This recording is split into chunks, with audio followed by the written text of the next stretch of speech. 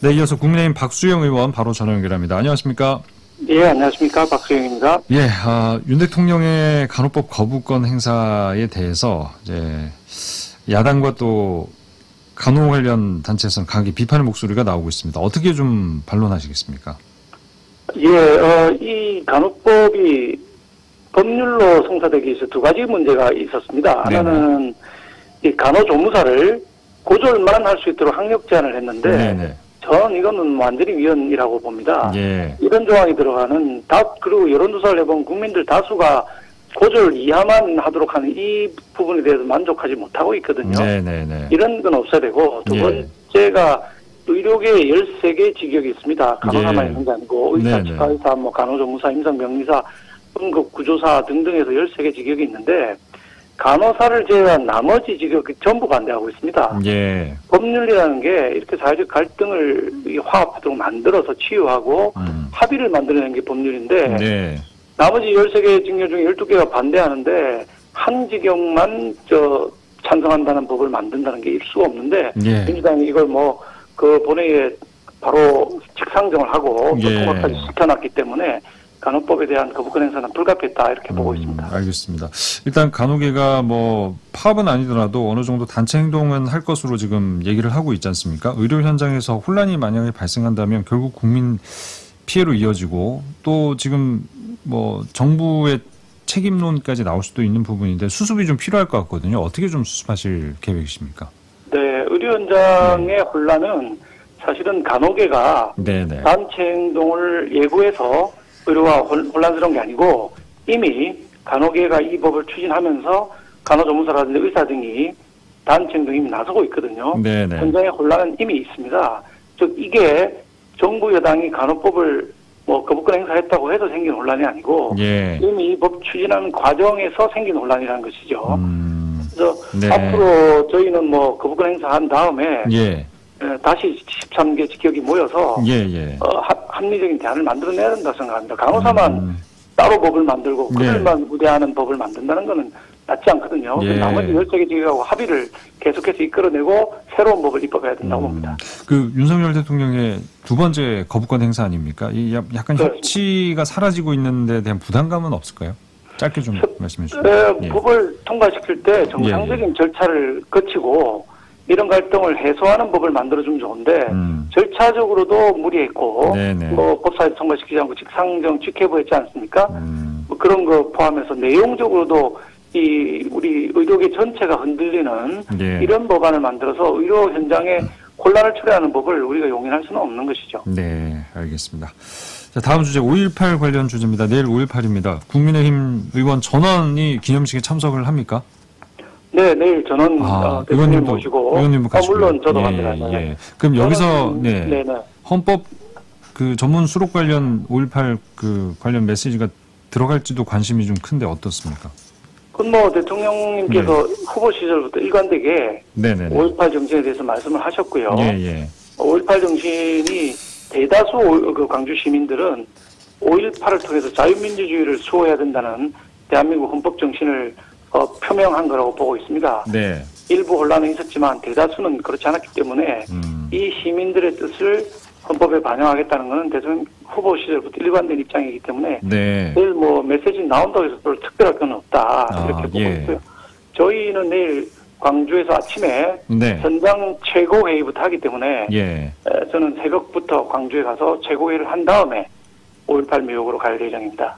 그러면 5.18 정신을 헌법 전문에 수록한다는 어떤 그런 메시지가 나올 가능성이 큰 거군요. 그러면. 메시지도 나올 수 있지만 그건 이미 나온 메시지라서 새로운 건 아닙니다. 새로운 건 아니고.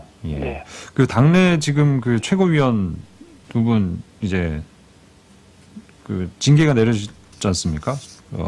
수뇌부에 공백이 생긴 건데 이분들에 대한 후임 선출 계획은 따로 지금 잡혀 있는 게 있습니까?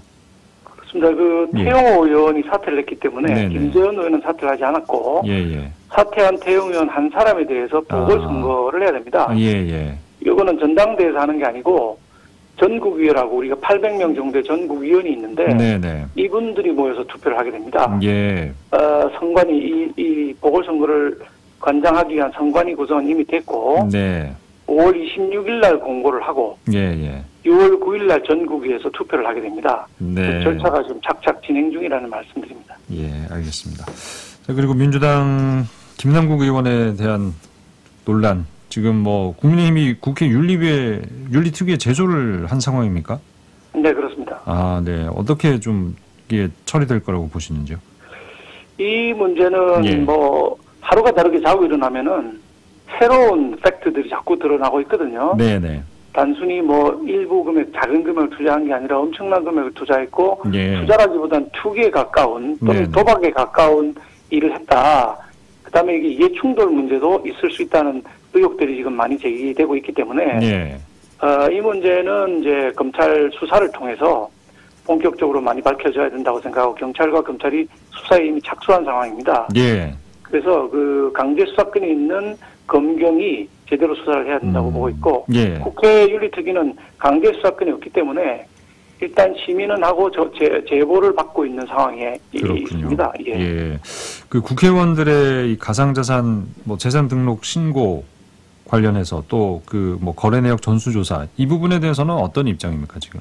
우리는 뭐 그 국회의원 전원에 대해서 코인 보유를 조사하자 여기에 대해서는 전혀 반대하지 않고 있습니다. 아, 반대하지 않고요. 네. 다만 지금 하루가 다르게 터져 나오고 있는 김남국 사건, 또 김남국 코인 게이트 이거가 자꾸 나오고 있으니 이거라도 하나 제대로 처리하고 나머지 의원들에 대한 전수조사는 또 뭐 병행하든지 나중에 하든지 하면 되지.